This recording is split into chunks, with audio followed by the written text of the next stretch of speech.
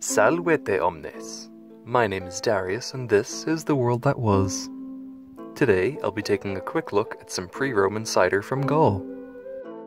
As most of our records from this time period come from Roman sources, we don't get much of an insight beyond the Gauls are so different to us Romans, they don't even drink wine, they just drink fermented grains and fruits, like barbarians.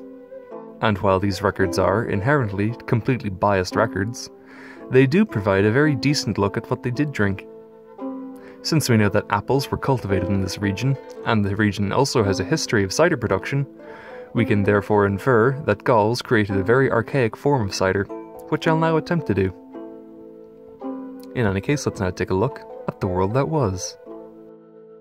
Before I begin, I have to reinforce that this is a recipe for an alcoholic beverage, so please do not make this if you're underage. Also, check your local laws on homebrewing alcohol. For me in Ireland, it's completely legal for personal consumption, but it might be totally illegal wherever you are. With that declaration out of the way, we need to prepare our apples. Do this by peeling and chopping them up into small pieces. Any kind of apple will work here, but older strains of apples would have been much more sour than what we'd eat today. Coincidentally, sour apples make for great cider. We don't exactly know how Gauls in antiquity pressed the juice from their apples, but it's possible that they were mashed together and then crushed through a very thin cloth. This allows you to extract most of the liquid from the pulp. Modern cider makers will have a specialized press to do this, which is much easier than this method, but it's unlikely to have been found in this time period. In contrast, I used neither of these and opted instead for a potato ricer, which provides a very easy modern juice extraction method. When your arms are sore and you've extracted about 2 to 3 litres worth of juice, go pour this into a glass demijohn, or a terracotta pot, or whichever one is easiest for you to use. Into the juice, pour a sachet of dried yeast.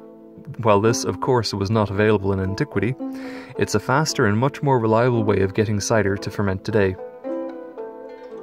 Wild yeast would have been captured by allowing the juice to sit in contact with the air, but this would have been very unpredictable and may not result in a strong fermentation process, or would have come off with a very strange aftertaste. Onto all of this, just add a few dollops worth of honey into the mix. This is to sweeten the final cider, so adjust this based on how tart your apples are. When everything's in, swirl it around, making sure everything is combined. Cover the top of your brewing container with a very damp cloth, or a brewing airlock if you have one, like I have here, and leave the whole thing in a warm, dark place for a few days. The cider should have fermented enough 6 or 7 days after you've sealed it first. So uncork it, if you've corked it, and smell that lovely appley goodness.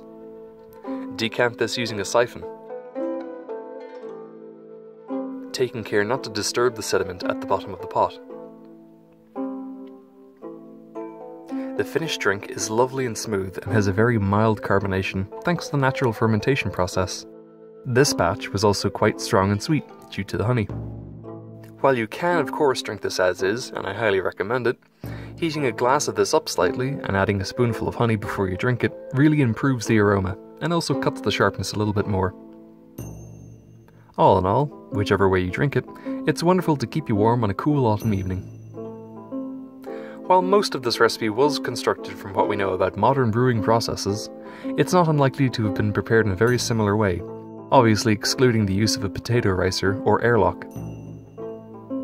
The few times I've made this, every batch has come out remarkably similar. This is mainly due to the fact that I'm using cultivated dried yeast. But even without, it's a very quick and simple way to make a reasonably potent alcoholic drink. In any case, I hope you all enjoyed this look at the world that was. If you liked what you saw, please consider leaving a like on this video, or possibly even subscribing to my channel for some more ancient recipes. Or, if you'd like to support me directly, you can check out my Patreon. Thanks again for watching.